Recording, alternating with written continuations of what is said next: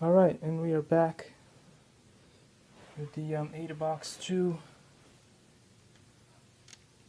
yellow, and what I wanted to show you guys is how I finished the wiring. The wiring just went through here real quick, and then it works perfectly fine in there. And I used only 3 of these on the chassis over here instead of 4. The 4th one I put up here to stop the battery, sorry, for the breadboard from sliding out. I put in this battery here.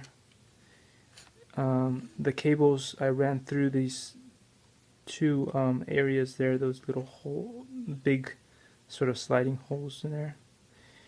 But anyway, it all works, and now, as I explained before, you don't have to go fishing for this little thing.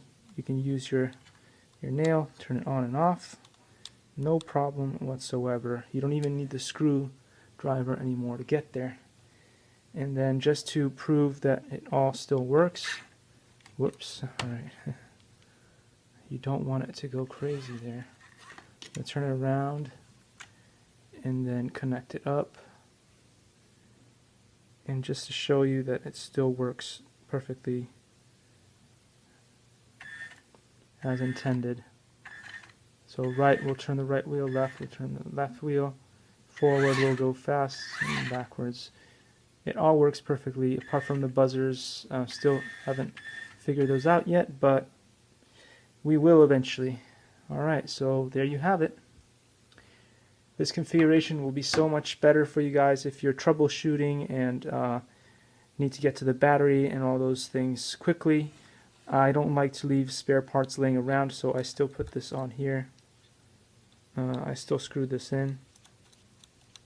You don't have to, but I don't like losing parts in case I want to use it again. Without this whole configuration, I still have it. And this, again, all the parts that came originally in the box are installed on this right now.